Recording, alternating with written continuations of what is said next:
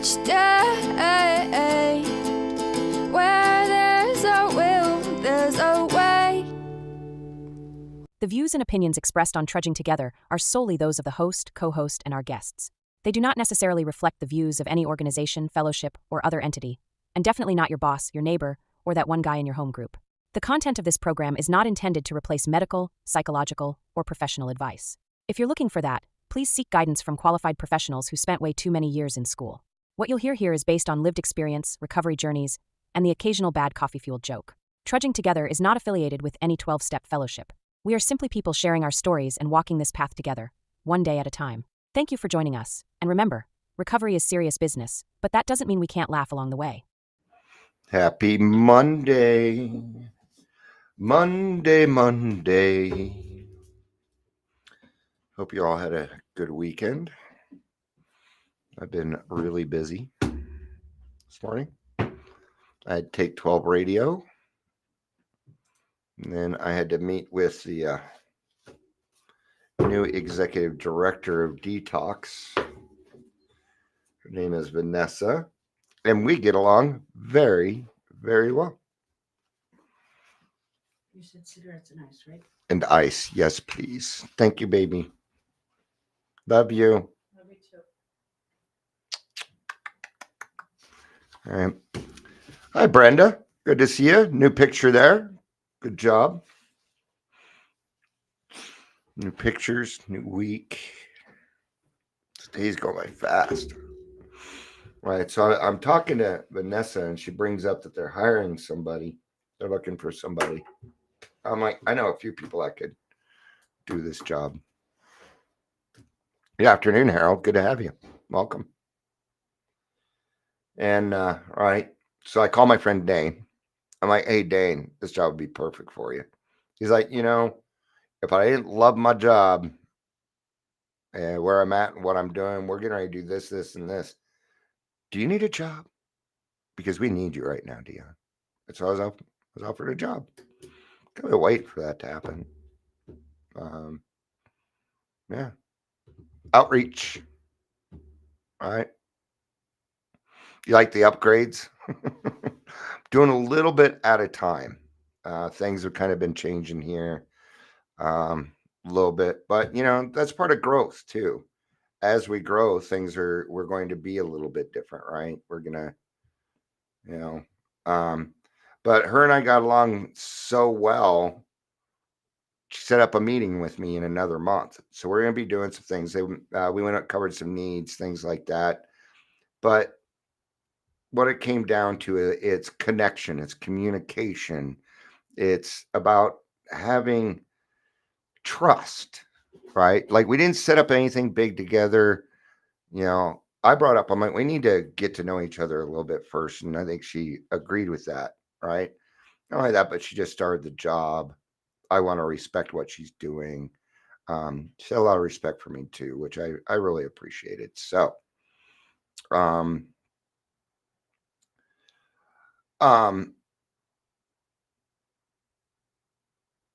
so I'm just seeing which part of the jokes I'm going to be reading. Michelle says, are you taking the job? I told him that I would. Yeah. He still needs to talk to the owner first. It's not a for sure thing. But if they offer it to me, I will most likely take it. And I'll tell you why. Because I'm already doing that. It's already what I do. So if I can get paid for it, that and Dane is awesome. This is the way I describe Dane. Dane is like me without the PTSD. So, all right. And I gotta say it. Great game yesterday. Haha, doubt the Broncos now. Yeah, how about now? Right. That's all we're gonna say. Not everybody that listens to me is a football fan. So, you know what time it is? Beside it being 1:46, you know what time it is, don't you? Yeah, it's time for Dion's Daily Funnies, where we sit down, tell a couple dad jokes. We try and keep them clean. We try to do recovery jokes, but they suck. Justice is this one is fresh dad jokes. So these are fresh. Fresh is so fresh. So, justice is a dish best served cold. Otherwise, it's just water. Oh, justice. Just ice is a dish best served cold. I just screwed the whole thing up. Let's go ahead and do it anyway. Yeah. I screwed. They're laughing at the fact that I couldn't get the joke out correctly. Why should you never throw grandpa's false teeth out of a vehicle? You might dent your car. Might dent your car. Why are Christmas trees bad at knitting? Because they're always dropping their needles. What did the lunchbox say to the refrigerator? Don't hate me because I'm just a little cooler. All right. You've done the jokes. We're there. I think I've lost people. You never know. Welcome to Daily Trudge. My name is Dion. I'm your host. It is good to have you. If you're here, please say hello, whether you're watching the live or the rewatch. Today, we're talking about overcoming loneliness. It is today's daily reflection. So we're going to start with the daily reflection, and then we're going to hop into the 12 by 12 on page 89 for anybody that would like to follow along. All right. Overcoming loneliness. Almost without exception, alcoholics are tortured by loneliness. Even before our drinking got bad and people began to cut us off, nearly all of us suffered the feeling that we didn't quite belong. I've always felt that way. There wasn't a time when I was drinking or not drinking that. Even to today, even to this day, I still tend to be. Hi, Heather. Good to see you. I still tend to be, and I apologize, Brenda. That's not a new picture. I just got you mixed up. And it's good to see you. It's been a minute. I've always felt that way. But we'll get more into that. As Bill sees at page 90, the agonies and the void that I often felt inside occur less and less frequently in my life today. Absolutely. All right. And every now and then I feel a little lonely, but it's not very often. I'm alone quite a bit, but I'm not really lonely that often. I learned to cope with solitude. It is only when I am alone and calm I'm able to communicate with God. For he cannot reach me when I am in turmoil. It is good to maintain contact with God at all times, but it is absolutely essential that when everything seems to go wrong, I maintain that contact through prayer and meditation. All right. And that's what we call our conscious contact with our higher power. We do it through prayer, meditation, listening, those sorts of things. Man, lots already happened today. All right. So one part of this is out of, actually, we're going to be in 12 by 12, page 57. Now, when we go to As Bill Sees It, the name of it is called To Watch Loneliness Vanish, and that is part of the 12-step promises. Let's cover that first, and then we're going to go to the 12 by 12, page 57. Life will take on new meaning in AA. To watch people recover, to see them help others, to watch loneliness vanish, to see a fellowship grow up about us, to have a host of friends. This is an experience not to be missed. We know you will not want to miss it. All right? It really is. The best joy that I have found in this life is watching other people recover. It's a joy to know that maybe I was a little part of it. No, I didn't get them sorry, but if maybe I was a good enough example that they wanted to try it, gosh, isn't that enough? Right? It's okay to take a little bit of credit, just don't take the glory. Don't take the glory.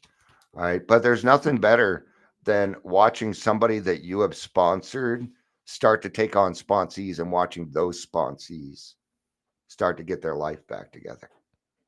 You get to You get to be the viewer.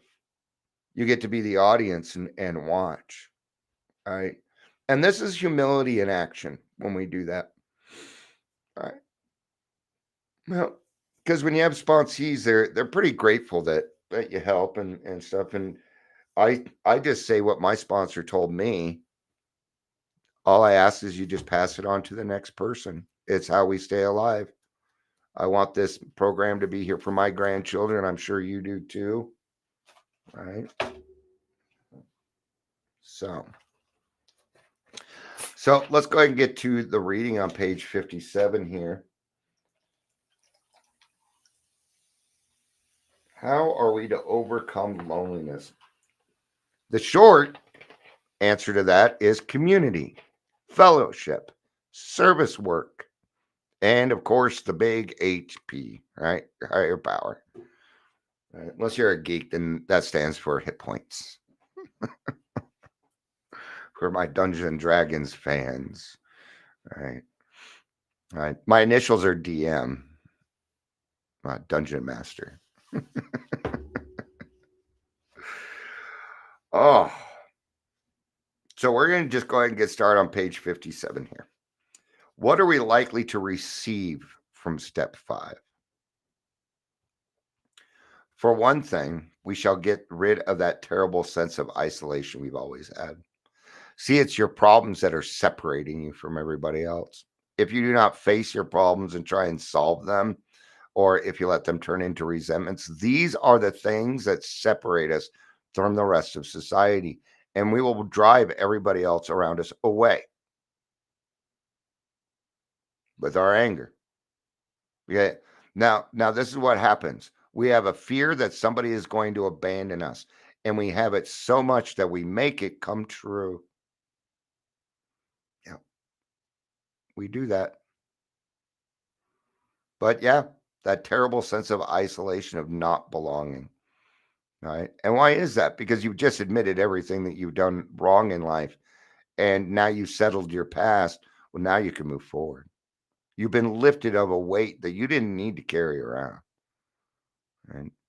Earlier, I made a comment that recovery is like moving a couch.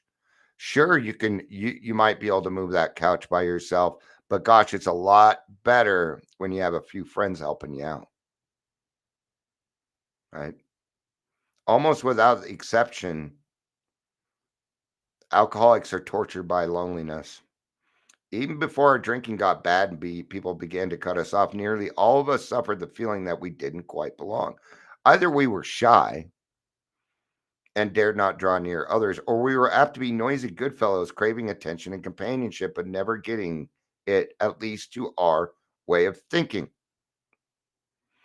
Right?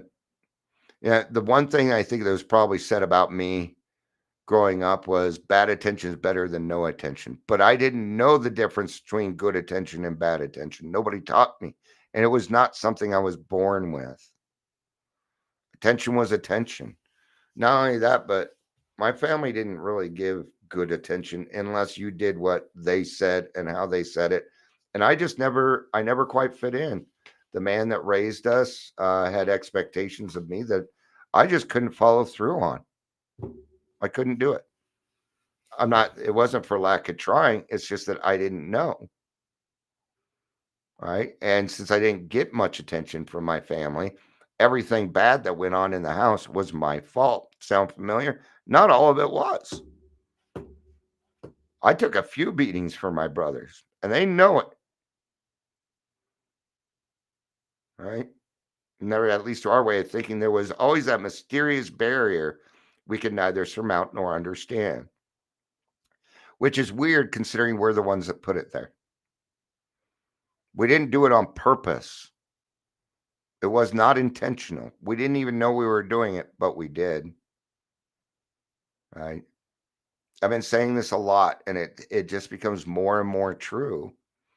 An alcoholic without accountability, they're going to do the wrong thing, even with the best of intentions, because of my thought process. Right. Like I had some great ideas for the director, and then she's like, "That's great. I think these are great ideas." I'm like, would it be okay if I started stopping by once a week? See, this is why we ask. Because I'm the kind of guy where I'll just show up. I'm asking first because if I'm in the neighborhood, I'm the kind of guy that I'll just show up and knock on the door. And she's like, yeah, I have figured that out about you. See, she's already starting to understand. That's why, and yeah, we had a great talk. Thank you, God. Took me 3 years to get a right manager in there. I didn't do it all. I did help get rid of the last person, but yeah. Glory goes to God, though, right? Yes. Thank you, God, for putting the right person in that position. Thank you, God. It was as if we were actors on a stage, suddenly realizing that we did not know a single line of our parts. That's one reason we loved alcohol too well. It let us act extemporaneously. But even Bacchus boomeranged on us. We were finally struck down and left in terrified loneliness. Right. Yeah. It's one reason because it would let us act. All right. What does alcohol do? It does this for everybody. It lowers your inhibitions. So now we got to talk about the drunken horse thief. And you probably already heard about the drunken horse thief. If you haven't heard my version yet, then you probably haven't heard it. I always like to go a little bit further. I'm very good at pushing. All right. So what we had was a kid who loved horses, but more than anything, the thought of stealing one away in the night was just exciting to this person. All right. Like, have you ever heard of somebody who is filthy rich, but they're a kleptomaniac? They steal because they're getting a thrill out of it. All right. Now this person refrained for years from stealing horses. They would still get in trouble here and there, things like that. But then one day this person met alcohol. And alcohol said, no, we're going to go steal that horse now. And then this person had formed an addiction. And the addiction was stealing horses. Then Dion comes along and says, hey, horse thief, we need to sober you up. Oh, you're right. I have too much alcohol here. We've got to get sober up. I've got to get sobered up. All right. So Dion's like, okay, well, you can stay in my house for a little bit. You can detox a little bit. After 2-3 days, this drunken horse thief is now sober and feels better. Oh man, I feel so much better. You know what they're going to do that night? They're going to steal my horse. They're going to start stealing a better quality of horse. They are going to become a better horse thief. Do you see the progression there? The problem wasn't the alcohol. The problem was the fact that they loved stealing horses. That's the problem. It was alcohol that allowed them to do this. Amber says, I know which one of your sponsees is the horse thief.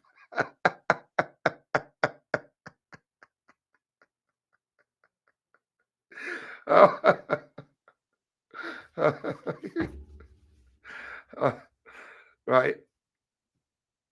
So we were left in terrified loneliness when we reached AA and for the first time in our lives stood among people who seemed to understand the sense of belonging was tremendously exciting. This is the part right here. Right here. Okay. This part right here is where a person is most pliable, right? So you haven't belonged, and then somebody comes along and it can be exciting. Well, sometimes that excitement leads to bullshit. Yeah. If you have somebody that's telling you don't need this, you don't need that, they're probably not your person. Okay, but it can be tremendous, and I see it every week in grassroots. Somebody new comes along and they're like, this is like the greatest group in the world, man. I feel like I belong here. And you're not incorrect. If your intuition is like, oh man, I feel like I belong here. And that is exciting because finally, they fucking belong somewhere. Not even the freaks would take me. They're like, you're too much, Dion. You're too much. There's a limit to freak. All right. I was the bad boy. That was a show. It was a show. It was me acting a part that I convinced myself that I was. All right. So it can be very, very exciting in the beginning for a newcomer. Yeah. We thought the isolation problem had been solved. No. All right. What are we doing? Okay. We are hope dealers. We deal with hope. That's why we share experience, strength, and hope in meetings. Okay. Hey, I made it 30 days today. There's a reason we celebrate that, and we celebrate it loudly. Because a new person that's coming in can't imagine 9 years, but they probably could imagine maybe 30 days, a couple of weeks, a few days. That's a little bit easier to swallow, huh? That's why we celebrate those things out loud in the meeting. And they'll be like, "You're 30 days sober, man. You look great." That's what's going to happen to me in Oh, wait a minute here. I want that. That's what I don't want this anymore. That's what I want. This is something that I was just talking with the director about. Okay. Because I brought up, I'm like, we can agree that one recovered alcoholic talking to another one's probably got the best chances. Can we agree on that? And it took her a second. I don't think she quite agrees with it. Okay. That's okay. She's not required to. Okay. Because she's helped a bunch of people too. I can tell. And she loves working detox. That's why I really like her. I love it when I meet people with servants' hearts with empathy. Yeah, I find it beautiful. I really do. So we thought we'd gotten rid of the isolation problem. This might be our second, third meeting, but that seems to die when the meeting's over. Right? What are we doing after the meeting? What are we doing in between meetings? That's what counts. Right? But anyway, so we thought the isolation problem had been solved, but we soon discovered that while we weren't alone anymore in the social sense, we still suffered many of the old pangs of anxious apartness. Because the way I said it made it sound like I said ancient. All right.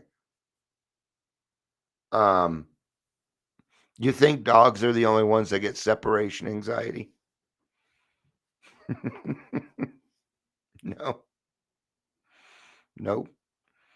You guys have been listening to me you've been around. I've been whining that my wife hasn't been home for 3 weeks. Well, I haven't really been whining, but I do bring it up. Right. Wasn't quite whining about it. Getting close. Right. I try not to whine, but when I get sick, I can't help it. Well, it's like you whine a lot, and I'm over here trying to control my whining, and it just doesn't work. All right.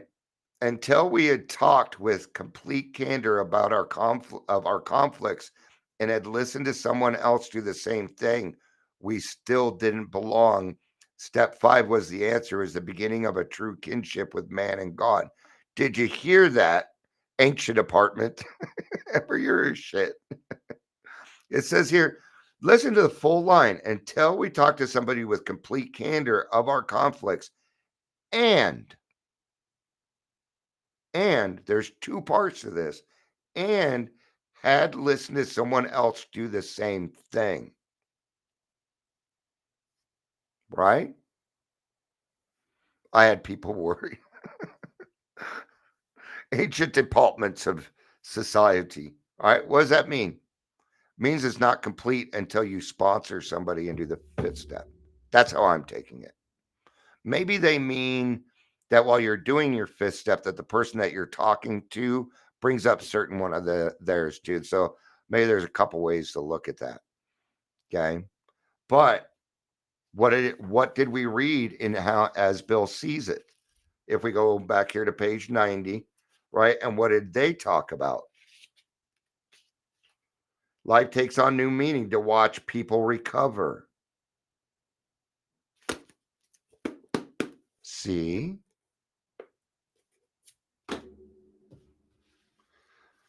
Oh, worried because you missed your wife, not because of your ancient apartment. Oh, okay. I just thank you for clarifying that. So, step 5 was the answer, is the beginning of true kinship with man and God.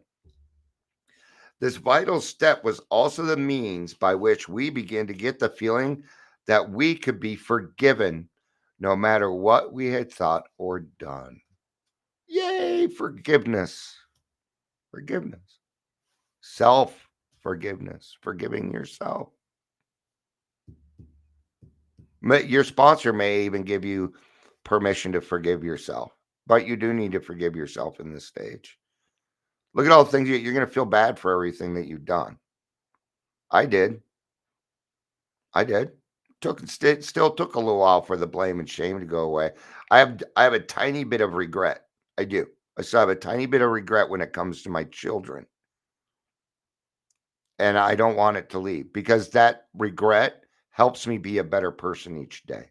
That's how I utilize. It's not an overwhelming regret to where I can't do anything. It's just enough to motivate me. It's a pain, right? Often it was while working on this step that our sponsors or spiritual advisors that we first felt truly able to forgive others, no matter how deeply we felt they had wronged us.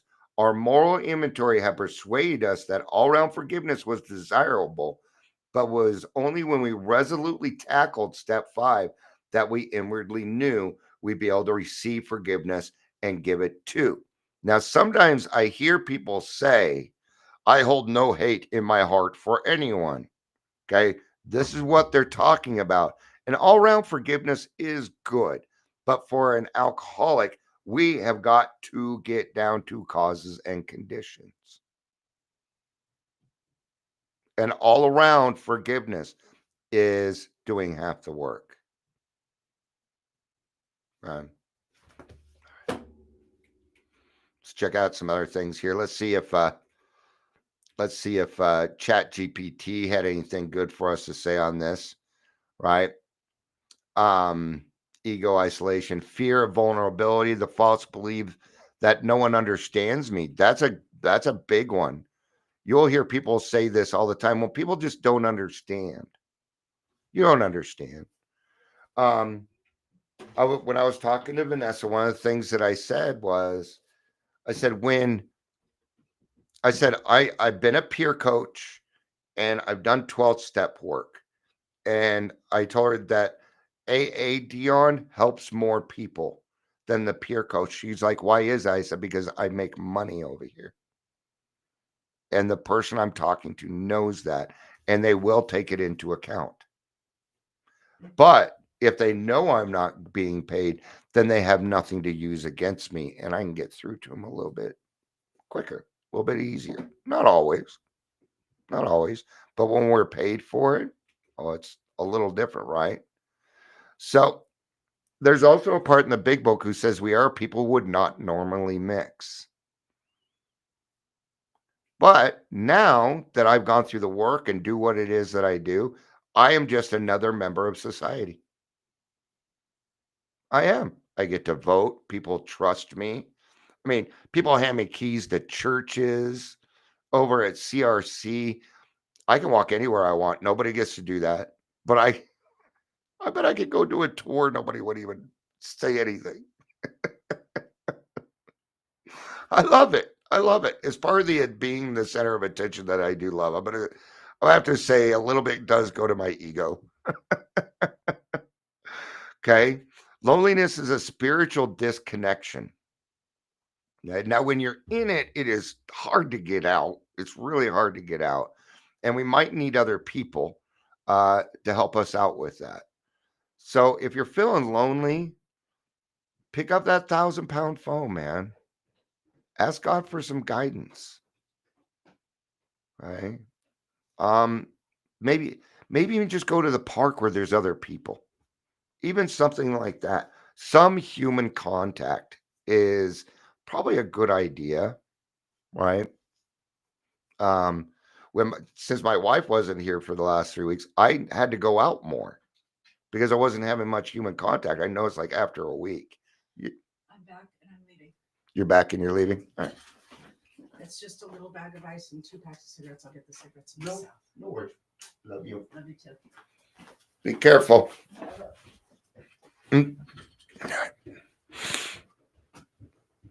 All right. So, helping others, connection through contribution, right? So, loneliness is healed by honesty, open mindedness, willingness, and one more, connection. So, it's the how of the program. We're going to have to be honest, open and minded, and willing. Find your place. We're going to talk about this in Take 12, right? Find your place. Try different meetings. If the one you're going to is stagnant, go hit another meeting. Okay? You're allowed to do that. So reach out, show up, and keep on trudging, man. Keep pushing forward. Okay? Come back to this. Trudging together. You don't need to trudge alone. We don't need to. So quit doing it. All right. Thank you all for being here. I appreciate it. I love you. You know I do. Peace out. And have a day. Oh, that's not what we say anymore. And keep on trudging. I got to mix it. Have a day while you are keep on. Yeah, too long. All right. I love you. Peace out.